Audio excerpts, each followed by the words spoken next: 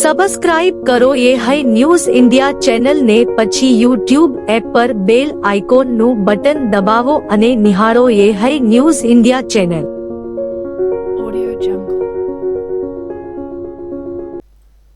વાવ-થરાદ જિલ્લાના ભારતીય કિસાન સંઘ દ્વારા દિયોદર મામલતદારને 2 આવેદનપત્ર આપી ખેડૂતોના પ્રશ્ન ઉકેલવાની માંગ કરવામાં આવી હતી. કિસાન સંઘે ટેકાના ભાવે બાજરી ખરીદી માટે તમામ નોંધાયેલા ખેડૂતોને બ્લોક ફાળવા, યાદી જાહેર કરવા અને ઓનલાઈન બ્લોકમાંથી દૂર થયેલા ખેડૂતોને ફરી સામેલ કરવાની માંગ કરી હતી. ખેડૂતોના જણાવ્યા મુજબ 2700 ખેડૂતો નોંધાયેલા હોવા છતાં માત્ર 1500 ખેડૂતોને જ બ્લોક મળ્યા છે. તે ઉપરાંત તોલ માપમાં પારદર્શિતા અને તાત્કાલિક ચૂકવણીની પણ માંગ કરાઈ હતી. બીજા આવેદનમાં વડિયા જેડા નર્મદા પાઇપલાઇનનું કામ ઝડપથી પૂર્ણ કરવાની માંગ કરવામાં આવી હતી. ખેડૂતોનું કહેવું છે કે ચોમાસા દરમિયાન અધૂરા કામના કારણે ખેતીમાં મુશ્કેલીઓ ઊભી થઈ રહી છે. કિસાન સંઘના આગેવાનો અને ખેડૂતો દ્વારા વહેલી તકે યોગ્ય કાર્યવાહી કરવાની માંગ સાથે મામલતદારને રજૂઆત કરવામાં આવી હતી. ભારતીય કિસાન સંઘના બધા પ્રતિનિધિઓ જે ઓનલાઈન બાજરીની જે ખેડૂતોની નોંધણી થયેલી હતી, એટલે એમાં 2700 ખેડૂતો દિયોદર તાલુકાની અંદર છે. એમાંથી ટેકાના ભાવે જે ખરીદી કરવાની હતી એમાંથી અત્યારે 1500 ખેડૂતો બ્લેક લિસ્ટમાં છે. એટલે ખેડૂતોને અત્યારે મગફળી વાવવાની સિઝન ચાલુ છે, એટલે ખેડૂતોને અત્યારે મગફળીનું મોંઘા ભાવનું બિયારણ લાવવું હોય તો ખેડૂતોનો નંબર હજી આવ્યો નથી અને ખેડૂતો બાજરી ભરાવવા માટે બધા રાહ જોઈને બેઠા છે. એટલે આજે ભારતીય કિસાન સંઘના બધા પ્રતિનિધિઓ અને ખેડૂતો સાથે પ્રાંત કચેરી રજૂઆત કરવા માટે આવેલા હતા. અને એક બીજો ખેડૂતોનો મુદ્દો છે કે જે વડિયાથી ઝેંડા પાઇપલાઇન જે હાલ ગામડે ગામડે પાણી તળાવો ભરવા માટેની જે યોજના છે, એ જે એજન્સીઓ છે એ ધીમી નીતિએ કામ કરી રહ્યા છે. અત્યારે જે મોટી પાઇપલાઇન જે નીકળે છે એ ધીમી ગતિ દાડાની 1-2 પાઇપો નાખે છે. એટલે ખેડૂતના ખેતર વચ્ચે જઈ અને કામ અધૂરું મૂકે છે. એટલે ખેડૂતને એક તો વાવેતર થતું નથી અને એ પણ કામ ઝડપી પૂરું થતું નથી. એટલે સરકારની મારી રજૂઆત છે કે આ સાલ અમારે ભૂગર્ભ જળ 1000 ફૂટ ઊંડે છે, આ સાલ 40 ફૂટ પાણી તૂટ્યું છે. એટલે ઝડપીથી ઝડપી અમારા ખેડૂતોનો તળાવ ભરોય એવી અમારી સરકાર પાસે રજૂઆત છે. અને એ પાણી આવે એટલે એને અત્યારે વરસાદ ખેંચણો છે, એટલે મગફળી વાવવાની છે તળાવ ભરોય એટલે. મેં આમંત્ર એવું આવ્યું હતું કે ટેકાના ભાવની મગફળી લેવાની હતી. એમાં મેં બાજરી ફોર્મ ભરાયું હતું. એમાં મારું ઓલામ નોસી દીધું છે. હવે મારે માર્કેટમાં વેચવા દઉં તો ભાવ નથી આવતો અને મારે અહીંયા હાલવા દઉં તો એમાંથી કાઢીને મારો નામ નથી લાવતા. મેં ટેકાના ભાવ સારું કરી બરાબર, તો મારે આ બધું લાવવું તો મને નુકસાન કેટલું પડે. તો હવે મારે બાજરીનું બધું બેસવું તો કોઈક મગફળી લાવવું, બિયારણ લાવવું, બીજું લાવવું બરાબર છે. તો હવે એ છે ને, હવે એ મારું નામ લાવે તો હું એ વેચીને કોક કરી કહું. બાજરી મેં વાવી 7 વીઘા, એટલે એ 7 વીઘાની મારે બાજરી સીધી 60 બુરી. એમાંથી મારે અડધી વેચીને મારું કુદર તો ચલાવું ના ચલાવું. અત્યારે બ્લોકમાં મેં કીધા છે અમને, એટલે રજૂઆત કરવા કે અમને બ્લોકમાંથી કાઢીને અમારું આજુ આવી છે ને અમારું વાપરે ને અમને આ બોલાવે ને અમારી બાજરી લે, એ જ માગ છે. મારું નામ ઈશ્વરભાઈ. ભારતીય કિસાન સંઘ મંત્રી તરીકે પટેલ અમરાભાઈ અમે એ આવેદનપત્ર આ ખેડૂતોની મોગને લઈને અમે આજ પ્રાંત અધિકારીની અંદર અમે આનું આવેદનપત્ર આપ્યું. તો એની અંદર ખેડૂતોની નોંધણી બાજરીના ટેકાના ભાવની કરાઈ. એની અંદર બ્લેક લિસ્ટની અંદર ઘણા ખેડૂતોના નામ મૂક્યા છે. એ સત્વરે બ્લેક લિસ્ટમાં કાઢીને એમની ખરીદી કરે. અને બીજું પાઇપલાઇનની અંદર જે ખેડૂતોના ખેતરોની અંદર બાકી કામ થાય એ સત્વરે પૂરું કરે, ત્યાંથી ખેડૂતો એમાં વાવણી કરે. આ ભારતીય કિસાન સંઘ મંત્રી તરીકે મારી 2 રિક્વેસ્ટ છે. જય જવાન જય કિસાન. ઝડપીમાં ઝડપી બ્લેકમાંથી કાઢે અને અમને ઊંચા ભાવ આલે તો અમને હટ પૈસા મળે તો હટ મગફળી લાવો અને હટ ખાતર લઈને પહેરો અને અમારા છોકરા નભે. નકર અમારા છોકરા રખડી જાય છે. આ પાઇપલાઇન વાળા કોક રખડાવશે અને કોક આ ટેકાના ભાવ વાળા રખડાવશે. એટલે મહેરબાની કરીને એને ભગવાન સદબુદ્ધિ આલે તો હટમાં હટ આ સત્વરે પાર લાવે એવી અમારી વિનંતી છે. જય હિન્દ. મારું નામ ખેતાભાઈ ગગદાસભાઈ ચમનપુરા. વાવ-થરાદ જિલ્લાના વાવ કૃષિ ઉત્પન્ન બજાર સમિતિ APMC ખાતે ચેરમેન અને વાઇસ ચેરમેન પદ માટેની ચૂંટણી પ્રક્રિયા ગત તારીખ 18 જૂન 2026ના રોજ પૂર્ણ થઈ ગઈ હતી. જેમાં ચેરમેન તરીકે ગુવાનસિંહજી ચૌહાણ તથા વાઇસ ચેરમેન તરીકે દલપતભાઈ ખરડોલાની બિનહરીફ વરણી કરવામાં આવી હતી. આજે 22 જૂન 2026ના રોજ શુભ વિજય મુહૂર્તે બપોરે 12:39 ગુમાનસિંહજી ચૌહાણે ચેરમેન તરીકે તેમજ દલપતભાઈ ખરડોલાએ વાઇસ ચેરમેન તરીકે વિધિવત ચાર્જ સંભાળ્યો હતો. આ પ્રસંગે વાવ અને ધરણીધર તાલુકાના ભાજપના આગેવાનો, સહકારી ક્ષેત્રના આગેવાનો, વાવ માર્કેટના વેપારીઓ, ખેડૂતો તથા શુભેચ્છકો મોટી સંખ્યામાં ઉપસ્થિત રહ્યા હતા. નવા હોદ્દેદારોને શુભેચ્છાઓ પાઠવી સૌએ તેમના કાર્યકાળ માટે સફળતાની કામના વ્યક્ત કરી હતી. ચાર્જ સંભાળ્યા બાદ મીડિયા સાથેની વાતચીત કરતા ચેરમેન ગુમાનસિંહ ચૌહાણે જણાવ્યું હતું કે ખેતીવાડી ઉત્પન્ન બજાર સમિતિના સર્વાંગી વિકાસ માટે પ્રયત્નશીલ રહીશું અને ખેડૂતોને તેમના પાકના યોગ્ય અને તથા સારા ભાવ મળે તે માટે સતત કાર્ય કરીશું. તેમણે ખેડૂતોના હિતને સર્વોપરી રાખી બજાર સમિતિને વધુ સશક્ત બનાવવા પ્રતિબદ્ધતા વ્યક્ત કરી હતી. આજરોજ વાવ એપીએમસીના ચેરમેન તરીકેનો ચાર્જ લીધો છે. પ્રદેશ ભારતીય જનતા પાર્ટીના પ્રદેશ અધ્યક્ષ માનનીય વિશ્વકર્માજી, ઝોન પ્રભારી માનનીય અજયભાઈ બ્રહ્મભટ્ટજી, જિલ્લાના આગેવાન, આપણા સૌના માર્ગદર્શક અધ્યક્ષ શ્રી શંકરભાઈ ચૌધરી સાહેબ, પ્રભારી શ્રી વિશાલભાઈ પટેલ, જિલ્લા ભાજપના પ્રમુખ ડૉક્ટર નરેશભાઈ ઠાકોર, ત્રણેય મહામંત્રીશ્રીઓ ઉમેદદાનજી, કરશનભાઈ, કમલેશભાઈ, બંને મંડળના પ્રમુખ મહામંત્રીશ્રીઓ, અમારા બોર્ડ ઓફ ડિરેક્ટરશ્રીઓ, ભારતીય જનતા પાર્ટીના સૌ કાર્યકર્તાઓ ના કારણે આ એપીએમસીના ચેરમેન તરીકે જે વરણી થઈ છે એ ભારતીય જનતા પાર્ટીનો વિકાસ થાય, સૌ વેપારીઓ, ખેડૂતો, માર્કેટને લગતા તમામ આ વિસ્તારના લોકોને કઈ રીતે ફાયદો થાય, મહત્તમ વહીવટ થકી કે નવા આયામો થકી વિકાસ કરવા માટેની હર હંમેશ અમારી તૈયારી રહેશે.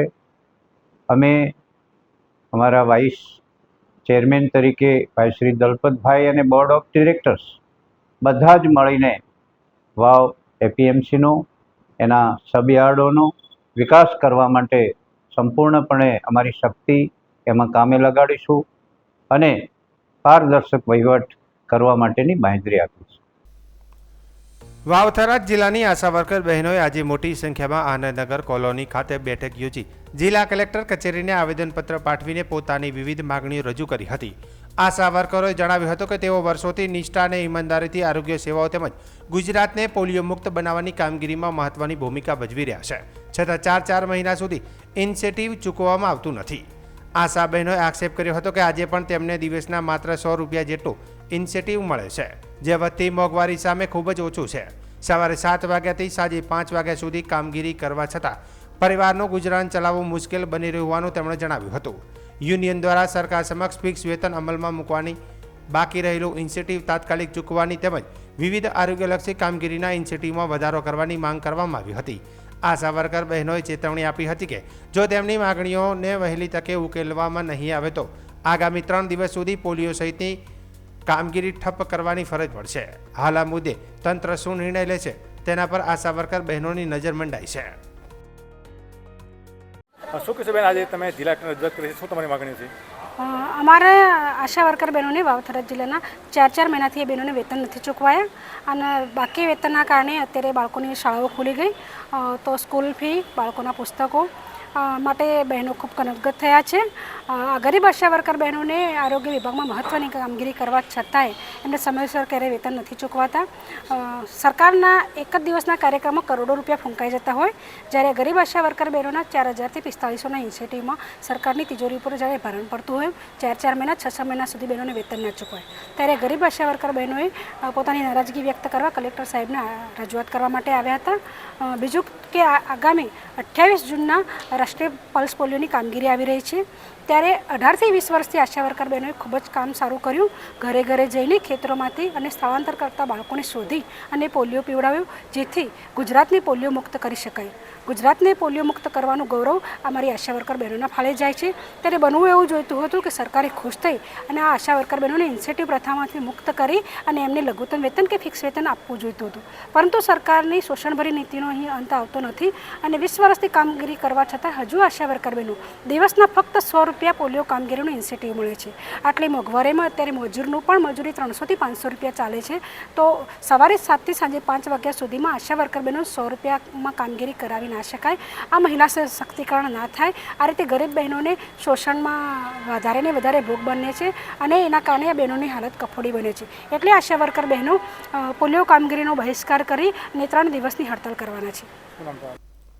રાજ્યમાં આગામી દિવસોમાં હવામાનમાં મોટો ફેરફાર થવાના સંકેતો મળી રહ્યા છે. હાલમાં સક્રિય થયેલા ટ્રફને કારણે રાજ્યના અનેક વિસ્તારોમાં વરસાદી માહોલ જામવાની સંભાવના છે. હવામાન વિભાગની આગાહી મુજબ દક્ષિણ ગુજરાતમાં ભારે વરસાદની આગાહી કરવામાં આવી છે, જેના પગલે કેટલાક વિસ્તારો માટે યલો એલર્ટ જાહેર કરાયું છે. હવામાન વિભાગની આગાહી અનુસાર રાજ્યના વિવિધ ભાગોમાં ગાજવીજ અને તેજ પવન સાથે વરસાદ વરસી શકે છે. આ દરમિયાન પવનની ગતિ પ્રતિ કલાક 15 થી 20 કિલોમીટર રહેવાની શક્યતા છે. વરસાદની આગાહી હોવા છતાં રાજ્યના મોટાભાગના વિસ્તારોમાં મહત્તમ તાપમાન 40 થી 41 ડિગ્રી સેલ્સિયસ આસપાસ જળવાઈ રહે તેવી સંભાવના છે, જેનાથી બફારાનો અનુભવ થઈ શકે છે. નૈઋત્ય ચોમાસું ધીમે ધીમે આગળ વધી રહ્યું છે અને આગામી 48 કલાકમાં તે મહારાષ્ટ્રના વધુ વિસ્તારોને કવરી લે તેવી શક્યતા છે. જોકે ગુજરાતમાં ચોમાસાના સંપૂર્ણ અને વ્યાપક પ્રવેશ માટે હજુ થોડા દિવસોની રાહ જોવી પડી શકે છે.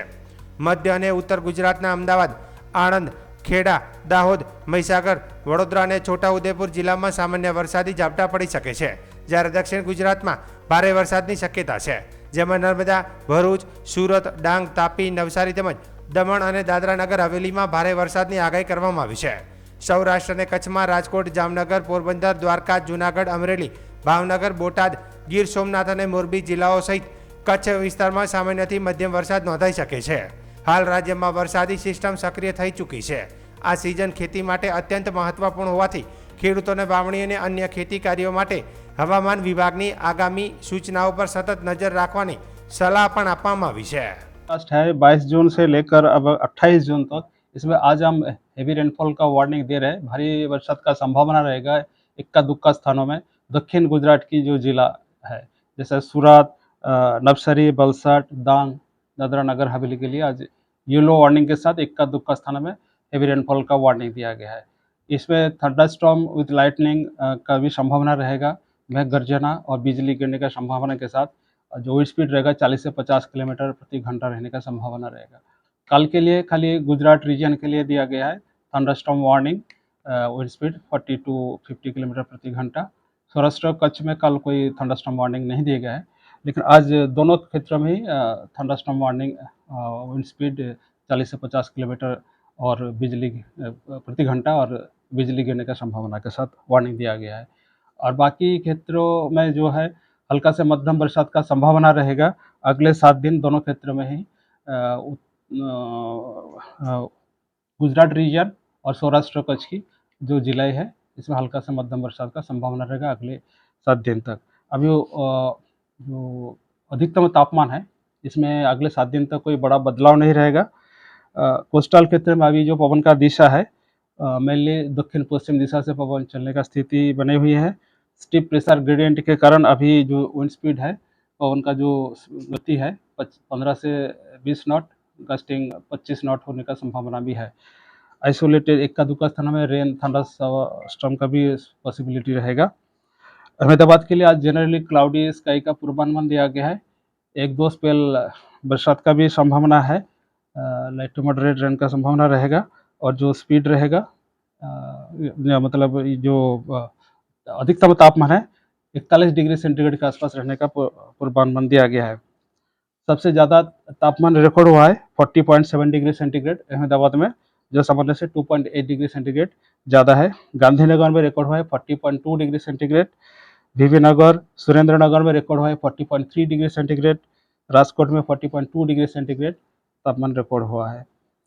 अभी जो हमारे लिए मेन सिनॉप्टिक सिस्टम इम्पोर्टेंट है बारिश की जो स्थिति है, उत्तरी गुजरात से सौराष्ट्र होते हुए पश्चिम मध्य अरब सागर तक एक ट्रफ 3.1 किलोमीटर ऊंचाई में बने हुए हैं. अभी पवन का जो दिशा है दक्षिण पश्चिम से पश्चिम दिशा से पवन चलने का स्थिति बनी हुई है। मानसून का जो आज स्थिति है मध्य अरब सागर का कुछ हिस्सों में आगे बढ़े हुए हैं। इसके साथ महाराष्ट्र, तेलंगाना, कर्नाटक के बाकी हिस्सों में भी बढ़े हुए हैं। छत्तीसगढ़ से कुछ और हिस्सों में बढ़े हुए हैं। उड़ीसा, झारखंड और बिहार के कुछ हिस्सों में आगे बढ़ गया है। अभी जो आगे अगले 48 आवर्स 48 घंटा में दक्षिण पश्चिम मौसम की जो अनुकूल परिस्थितियां हैं आगे बढ़ने की, ये जो एरिया है मध्य अरब सागर के बाकी हिस्सों, महाराष्ट्र, मुंबई सहित के कुछ और हिस्सों, तेलंगाना और उड़ीसा के बाकी हिस्सों, छत्तीसगढ़ और झारखंड, बिहार के कुछ और हिस्सों में आगे बढ़ने के लिए स्थितियां अनुकूल बनी हुई है। आधिकारिक बारिश गुजरात में 15 जून तक आ जाती है। इस बार जो देरी हो रही है, कब तक उम्मीद कर सकते हैं? अभी भी कितने दिन इंतजार करना पड़ेगा आधिकारिक बारिश के? और रीजन भी क्या है? अभी देखिए जो महाराष्ट्र में स्टैग्नेंट था, अभी आगे बढ़ा हुआ है। मुंबई तक अगले 48 आवर में आगे बढ़ने की संभावना बताया गया है। अभी देखिए आगे बढ़ने का संभावना है। गुजरात के बारे में अभी तो IMD की तरफ से कुछ नहीं बोला गया है।